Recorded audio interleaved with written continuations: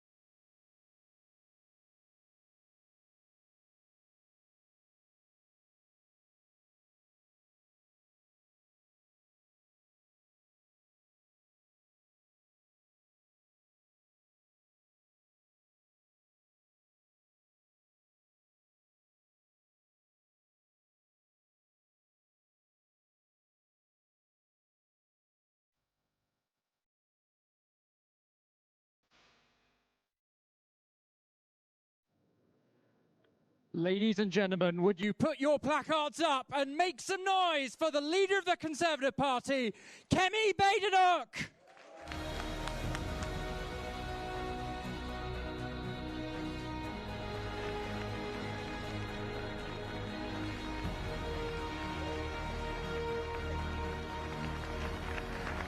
Thank you. Thank you. Good morning, everyone. Today, Keir Starmer will head off to the most important NATO summit in a generation. Britain has received intelligence that Russia could launch an attack on NATO as soon as 2030. This could put us in direct conflict with the world's biggest nuclear state. We could not be facing a more serious situation, and our politics should be reflecting the gravity of this moment. Every single party in Westminster should be talking about our national security. Instead, we have the opposite. Just at a time when Britain needs focus, Westminster has never been more distracted. We are sending an outgoing Prime Minister to that NATO summit who's completely powerless, and he is taking with him a defence investment plan which he knows is not fit for purpose, with barely half of the additional funding that our armed forces need. So little that the former Defence Secretary quit the government because he believed the plans would put British troops in danger. Are we really supposed to pretend that didn't happen? I bet you haven't forgotten, have you? No. And then it transpired that the small amount of money that had been announced wasn't even funded. Keir Starmer has left a £5 billion black hole for his successor.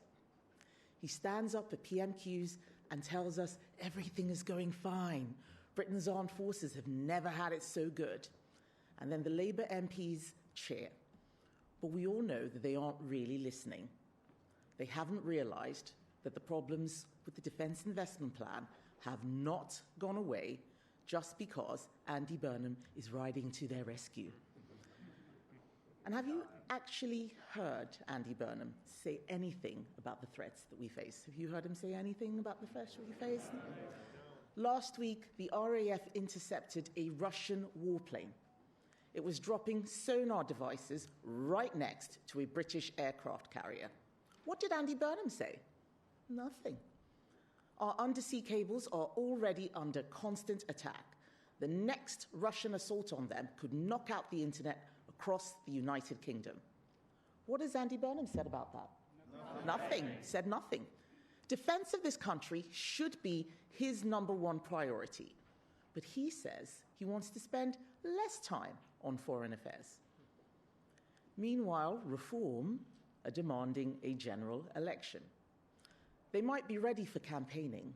They are not ready for government. They haven't even bothered to appoint a defence spokesman. They are completely distracted by their constant scandals and personal dramas. They think immigration is the only national security issue. They blame NATO for Russia's invasion of Ukraine. Can you believe that? Their former leader in Wales is in prison for taking bribes from Russia. And don't get me started on the Greens who think that NATO should be abolished. You heard anything so ridiculous? I don't think that Vladimir Putin is going to be worried about Nigel Farage. And I don't think he's going to be worried about Andy Burnham either. Putin doesn't care how nationalised your buses are, and he doesn't care whether number 10 is in Manchester or London.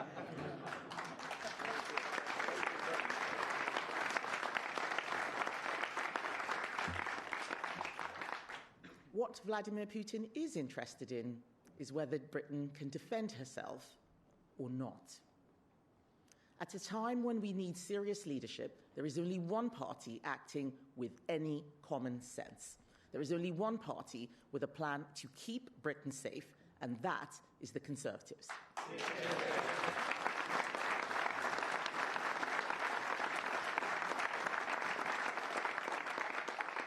Why is no other party supporting our plan to fund Britain's defence.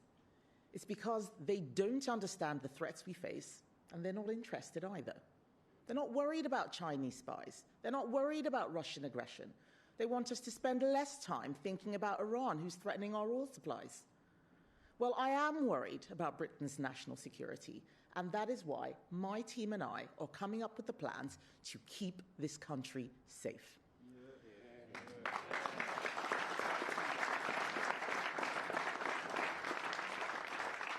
During an era of peace, defence spending went down as Britain focused on other priorities. We are no longer living in an era of peace.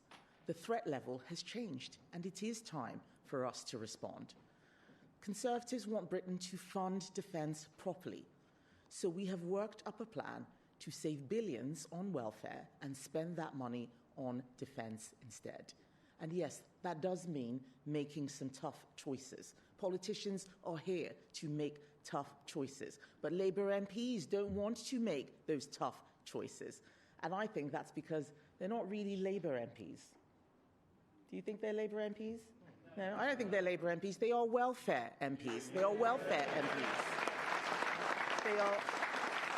That is all they care about. It's all they care about. MPs who go around asking who they can tax to pay for more benefits.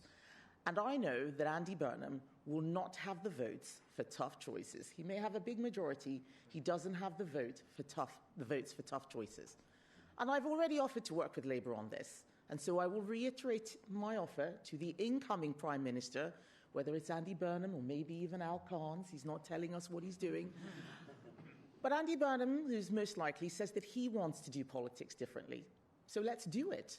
And I say to him, work with us and let's agree a plan to cut welfare and fund defence.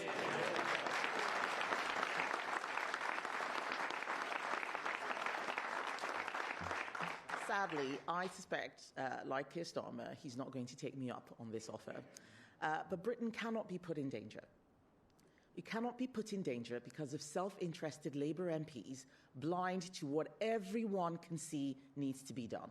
Everyone, including the former Labour Defence Secretary and NATO Secretary General Lord Robinson, including former Labour Prime Minister Tony Blair. They agree with us because this is common sense.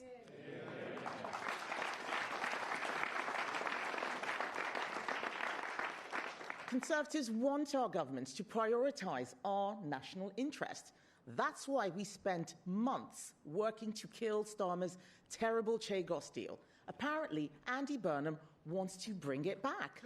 What is it? It is a shame. It is a shame. What is it about a plan to hand over British sovereign territory and pay £35 billion for the privilege that Labour loves so much? What is it about that plan? That is £35 billion that we could be using to fund our defence instead. Who seriously thinks this is a good idea? It is disgraceful. Thank you, Victoria. It is extremely disgraceful. So nobody thinks it's a good idea. Nobody thinks it's a good idea. It's because it is a terrible idea. And it's not just funding for defence that we care about. How about the treatment of our soldiers? The Conservative Party supports our brave veterans. Unlike Labour, we don't want to see them hounded unfairly through the courts. That's why we will continue fighting the Northern Ireland Troubles Bill at every stage.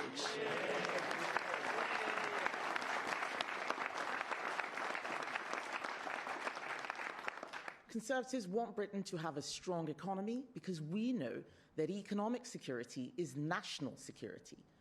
Britain is being crushed under the highest tax burden since the Second World War. Common sense would cut that tax burden, not double down on the £60 billion of tax rises inflicted by Rachel Reeves on the public in just 2 years. Tax rises that have obliterated jobs and growth and made it even harder for us to fund our defence. Has Andy Burnham's team got any common sense? No. I haven't seen any sight of it yet. It doesn't seem like you have either. Because they are briefing the papers about raising capital gains tax and creating a new land value tax, a tax that would take more money from millions of people already struggling to get by. Andy Burnham's big idea is to tax the South to fund the North. It is robbing Peter to pay Paul. We want to look after everyone.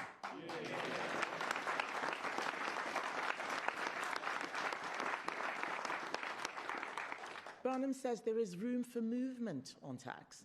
I have no idea where he sees this room for movement, but it is not in the real world. Britain is in the middle of a World Cup summer. There is another heat wave on. People are having fun, watching the football, and going to the pub, and quite right too. We should be able to enjoy ourselves. We should be. But we should be able to enjoy ourselves, safe in the knowledge that our national security is being taken care of by the government. But it isn't. Burnham wants a summer holiday. Farage is in hiding. Starmer is retiring. Good. Right at the time, yes, I know, it is good. It is good that he's retiring. Thanks, Andrew, for reminding me of that. He is retiring, but all of this is happening right at the time when difficult decisions need to be made. Silly season is not for the people running the country. Britain needs some grown-ups in the room, but there don't appear to be any outside the Conservative Party.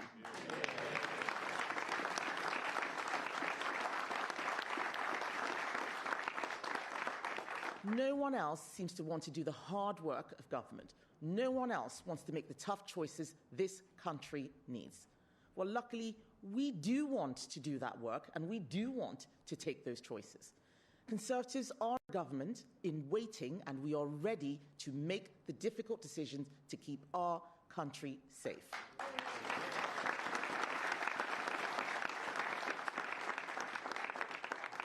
We are the only serious party in British politics right now, with a team and a plan to restore national security as the first priority of government. So I say to you, we will cut welfare and fund defence. We will restore common sense. We will get Britain working again, and we will unite our country. Thank you, ladies and gentlemen.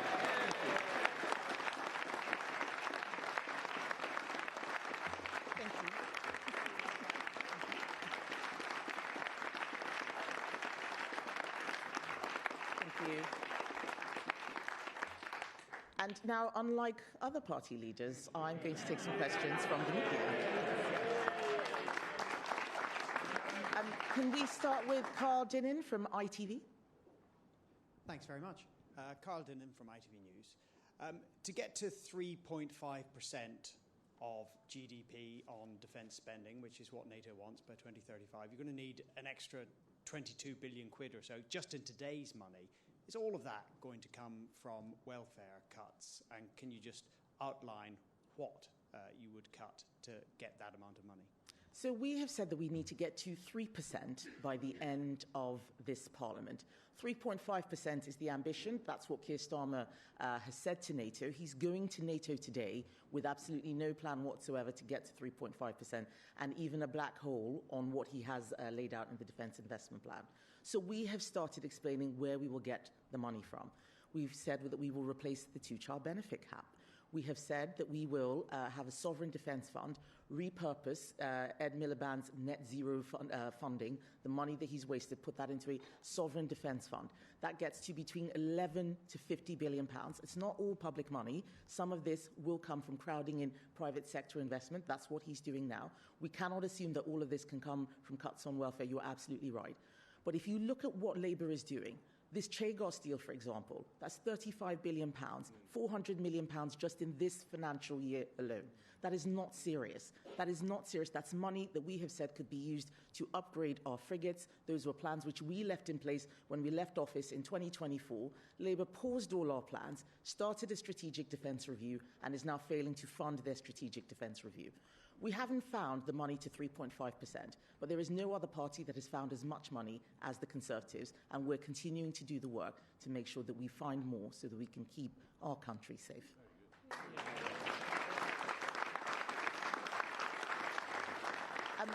Alex Rogers from Sky News, please.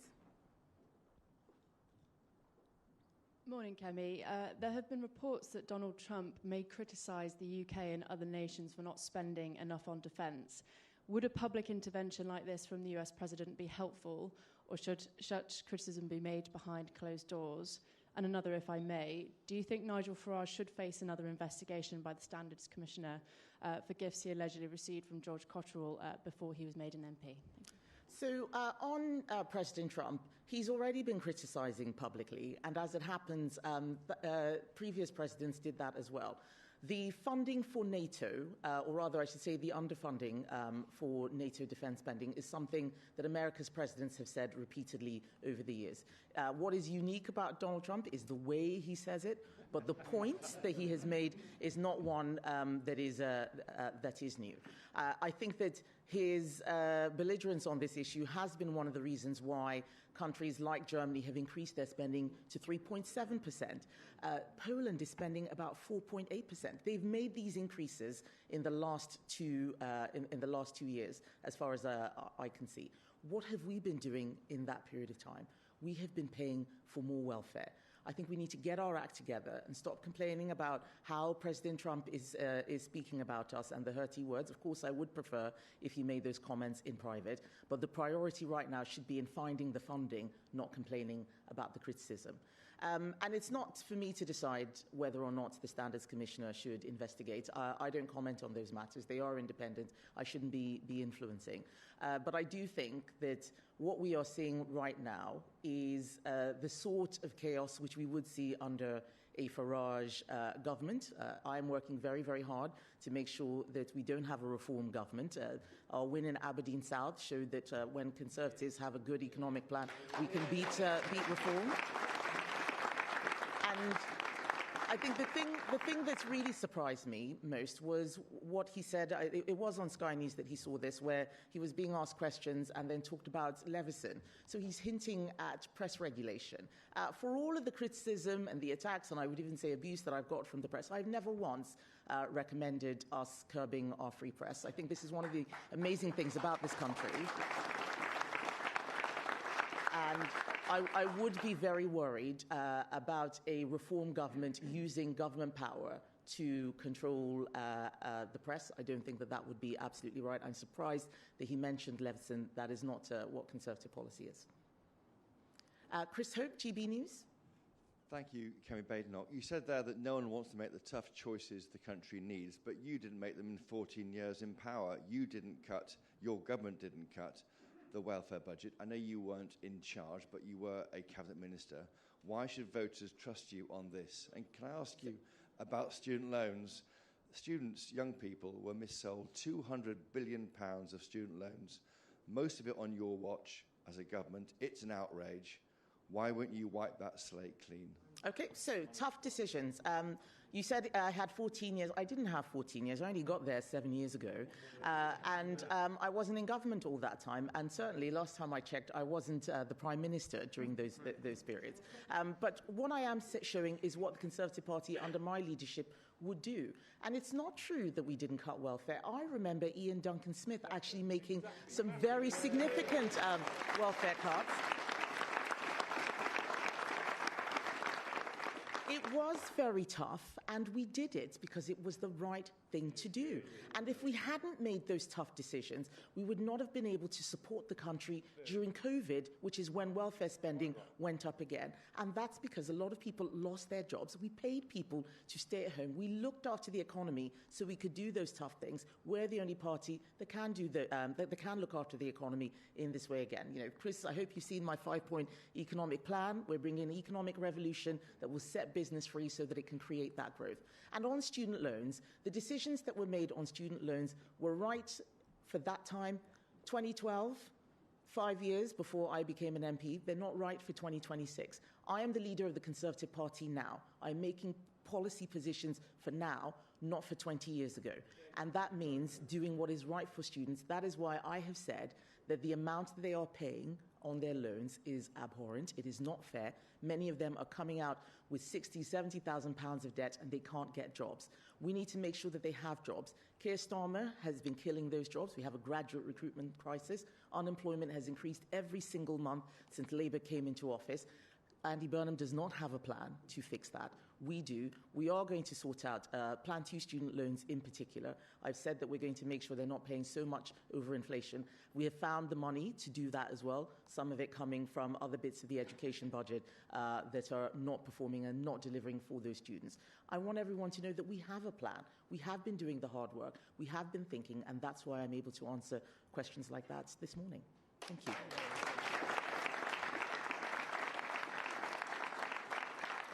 Alex Forsyth from the BBC. Hello, thank you very much. Just to follow up what my colleague Carl Dinnan asked you about, on welfare, you have said very clearly, tough decisions needed. We will cut welfare to pay for defence. Beyond reinstating the two-child benefit cap, can you spell out which areas of the welfare budget you're looking at? Are you talking about working age benefits, health and sickness benefits, and can you rule out touching pensions? So I've always been very clear that the triple lock is our policy. The areas of welfare that we're very concerned about are out-of-work benefits that are being paid to people who can work but who are not working. So we're not talking about taking away people's disability. There's an article in the Times today that talks about 100,000 people who have got ADHD who are not working, a 40% increase since Labour came into office. We have identified, and we put out a paper last year, there's about £12 billion, if I remember off the top of my head, specifically on low-level conditions that people are claiming out-of-work benefits for where they can actually work. And actually, for many of these people, the best thing would be to get them into work. That's the best thing to deal with poverty. So it cannot be the case that we continue to spend more on welfare than we earn in income tax. The rider is now heavier than the horse. This situation is not sustainable. Many people are deciding that it doesn't make sense to work. The more we allow this culture to pervade, the more we're going to get people saying, it's not worth it, I'm just going to go on benefits, and that means a smaller and smaller number of people are having to pay for a larger and larger number of people who are not working. That is not the Conservative way. It is not common sense. And that's why I keep saying that we're going to get Britain working again. Ryan Saby from The Sun. Thank you. You're calling for a block on the early release of offenders today, but would you consider a Rwanda-style scheme for foreign offenders? Would you be willing to talk to third countries to free up prison space and see these criminals leave the country? Yes, I would. We need to deport all foreign criminals. Too much of our prison space is taken by people who shouldn't even be in this country in the first place. So that is definitely something that we should do. And I'm particularly worried about what we're seeing with this early release scheme. I have heard from grooming gang survivors who say that their abusers are coming out without having served their full sentences. What message are we sending? Basically, that you can commit these crimes and get away with it. There are no consequences anymore, whether for minor things like shoplifting or really horrific things like the repeated rape and abuse of young women in our country. I'm sick and tired of seeing paedophiles and child groomers and rapists get away with these crimes, and not serving a full sentence, in my view, is getting away with it. We need to crack down on this, and we are bringing in tougher policies. There's much more that we will say on this, but what Labour should be doing is stopping this early release. Andy Burnham said he didn't like it, so I would like to see him voting with us against early release later on today. If he doesn't do it... If he doesn't do that after saying that he disagreed with the policy, then I'm afraid his words are not worth the paper they're written on. Claire Ellicott from The Mail, please. Hi. On defence spending, the MOD is notoriously wasteful and has wasted billions of pounds of taxpayers' money. How do you ensure that any extra cash that the Defence Department got would be spent well and not wasted? And could I just try again on Nigel Farage? Do you think he should have declared the funding that he received from George Cottrell? Thank you. Thank you. So on the MOD and wasteful spending, James could give you chapter and verse on many chapters and many verses, he says, many chapters and many verses on what's going wrong with defence spending. We recognise that. There are changes that we would want to make to the tendering and the procurement process, for example. I think we should look at some of the ways that we are prioritising. I do think that we need better techniques in terms of making sure that we're more agile, that we can accelerate spending. So much of what is going wrong is classic bureaucratic management. There's way too much bureaucracy in the way that we do things. But that doesn't mean that they have got enough money. The threat is changing. It is not 2010 anymore or 2015. It is 2026, and we can't keep talking as if we are living in more benign times. The Prime Minister himself has said that the intelligence assessment is that we could be at war with Russia, that NATO could be at war with Russia by 2030. That means that we've got to get our act together, and that means spending a lot more money on defence. On your second question about declarations, we all have to make declarations. I had to make declarations day in, day out of people who are giving donations and gifts or whatever, so that people can see where the money is coming from. Why does Nigel Farage want an exception? Why does he think that he is better or more important than the rest of us and he doesn't have to follow the rules? We all need to follow the rules. So yes, if he did receive benefits and gifts in kind, then he should declare them. Why does he not want to do that? He keeps saying that he's a man of the people. No man of the people, as far as I know, gets £5 million cash as a gift for no reason whatsoever. And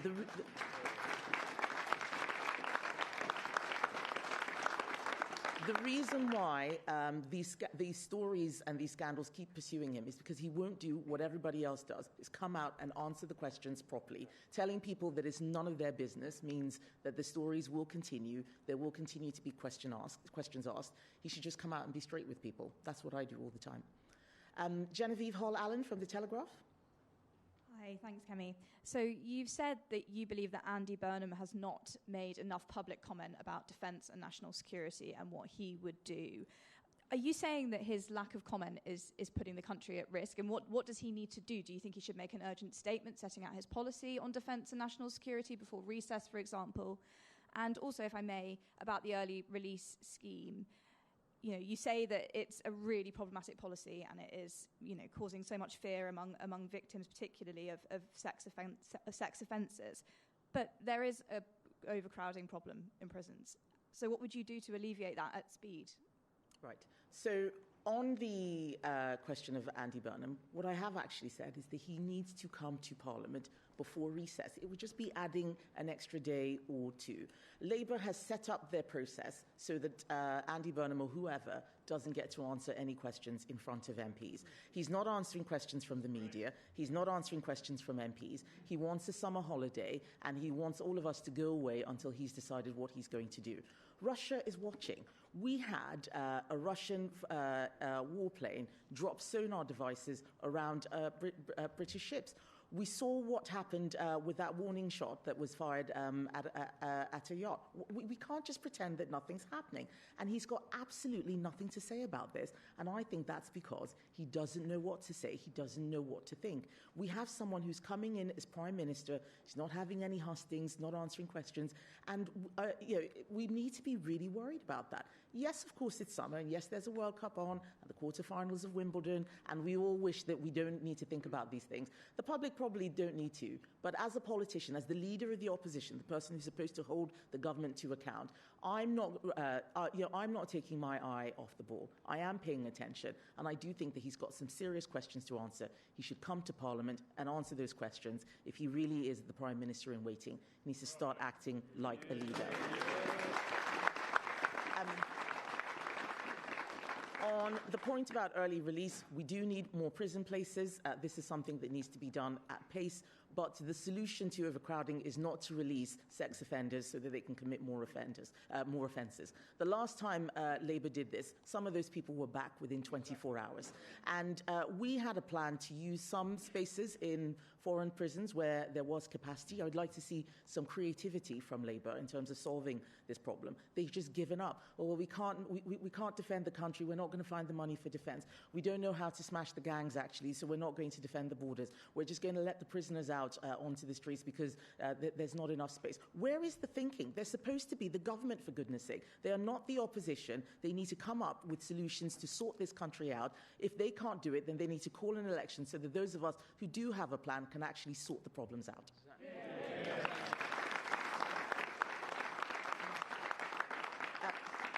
Aaron Newbury from The Express. Hello.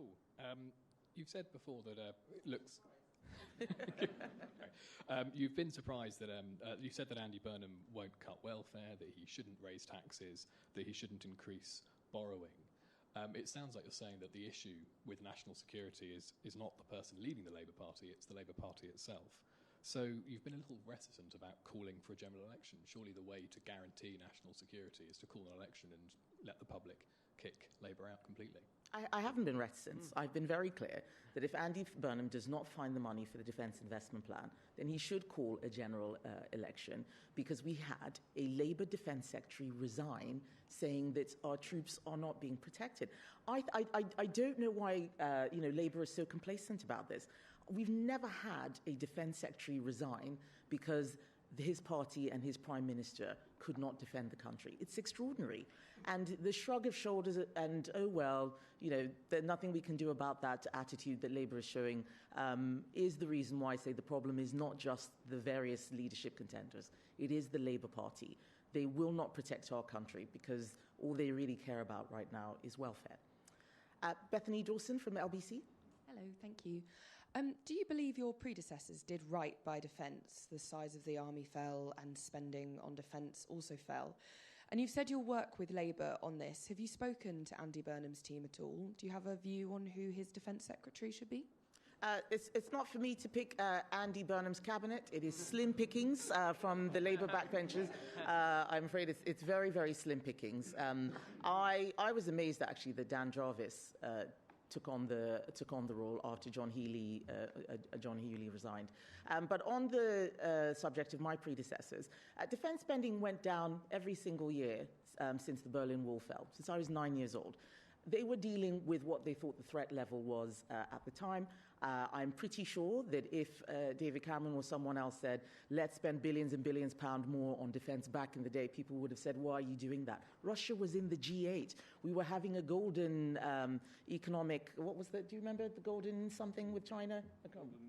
Yeah, the golden, thank you, Mark. The golden era with China. If we had been saying we're spending money on defence because of the threat from China and the threat from Russia that was in the G8, it would not have made any sense at the time. There's a lot of hindsight analysis that's coming out on defence. No party was telling us, for all of Labour's shroud waving, at no point did they say spend more money on defence. They actually said spend less on defence. We had Jeremy Corbyn wanting to get rid of our nuclear deterrent and leave NATO. So I don't need Labour giving us any lectures on defence. I want to deal with the world that we're in now. Whatever happened in the today and take care of the future. And that's why we're working so hard to make sure that we can get 2-3% by the end of this Parliament.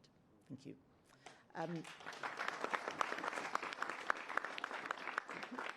Noah Hoffman from The Spectator. Thank you, Kemi. The Spectator recently revealed that the Treasury is putting DEI above knowing how to count in its graduate recruitment process. Will you commit to reinstating numerical reasoning as a criteria for coming into the Treasury? And quickly, if I may, you spoke before about the triple lock. You've said you're absolutely wedded to it.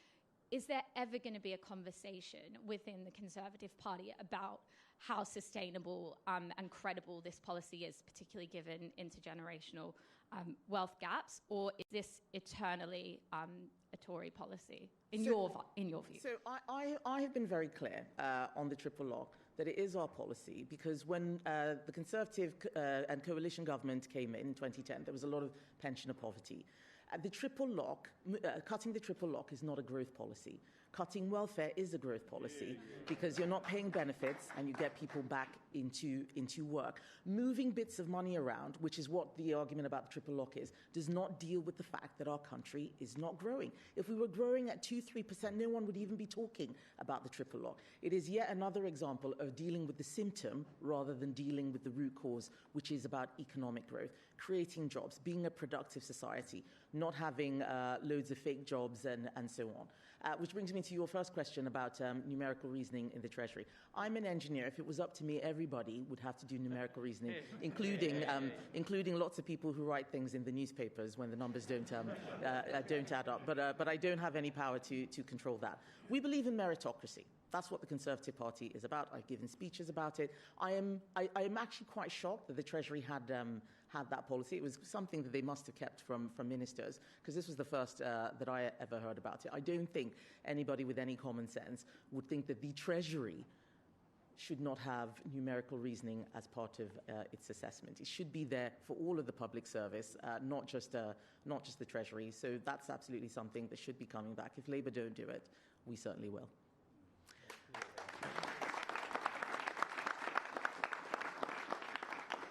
David Lynch from PA.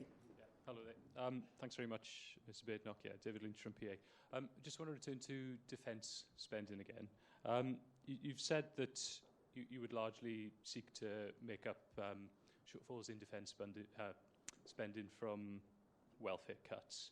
But plans often have to change when they come into contact with reality.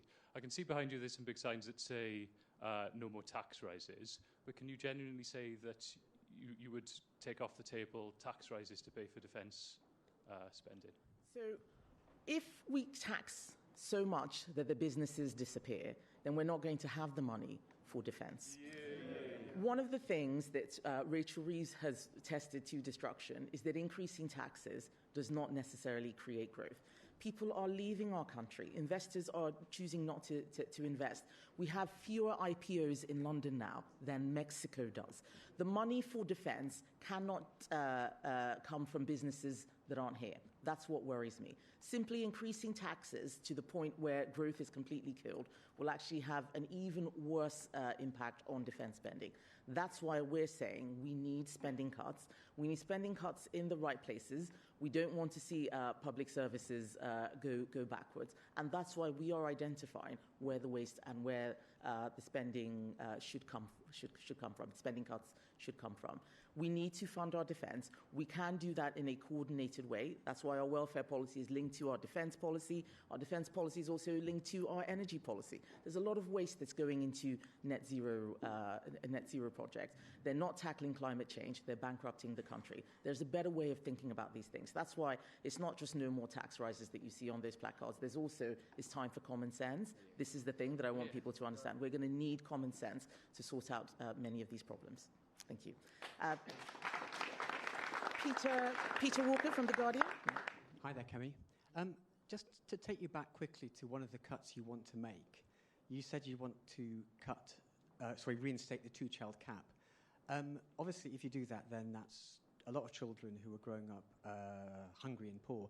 And there's a lot of studies which show that the long-term fiscal impact of that can actually be greater than the money you save, because children who grow up without proper meals and stuff like that, their education outcomes are worse, they earn less over time, they need more support from the state. Can I ask just what work the party has done to factor that in, just to make sure it is actually going to be a net benefit in the long term? And if I can also, can you just explain what it is about...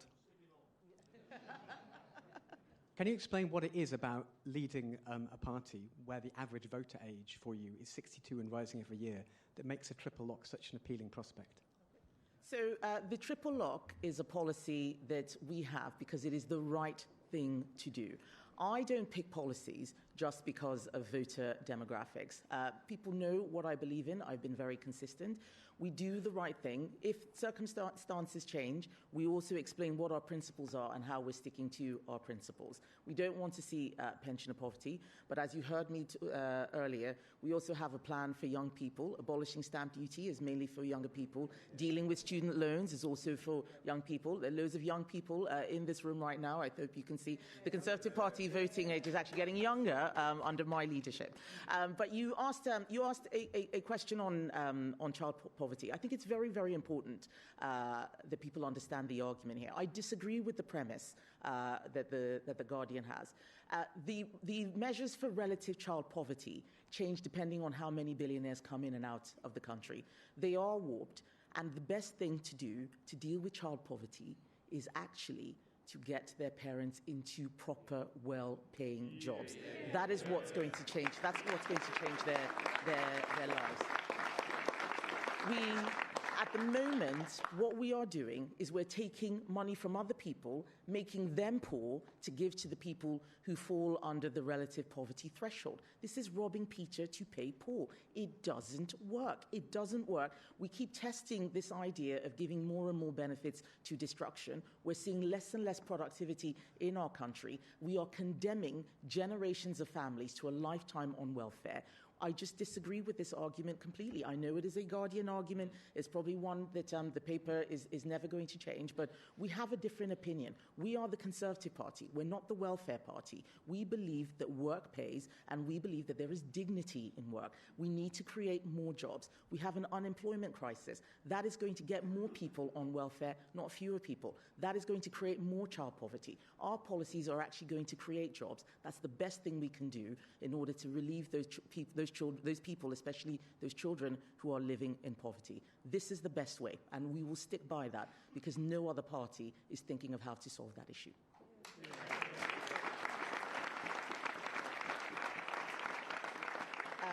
Athena Stavru from The Independent. Hi, thank you.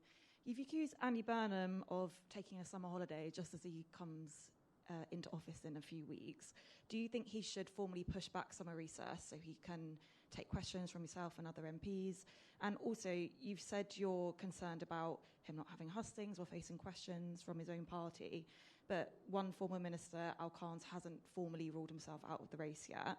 Do you think he should challenge? And would you prefer to work with him rather than Andy Burnham on defence?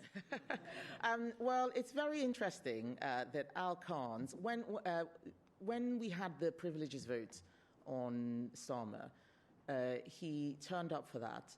But the day before, he didn't turn up to vote with veterans on the Northern Ireland bill. So I would like Al Khan's to put his money where his mouth is and actually show us what it is he believes in by voting rather than not turning up when the vote is a bit tricky.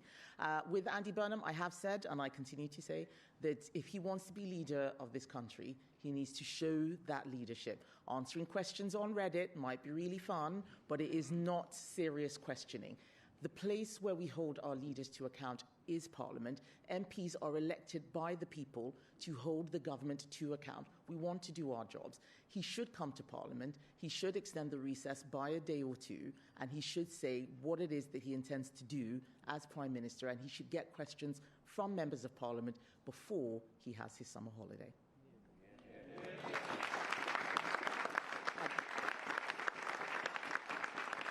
Thank you for all your questions. Thank you, everyone, for being here. I hope you all have a lovely day. Enjoy the sunshine.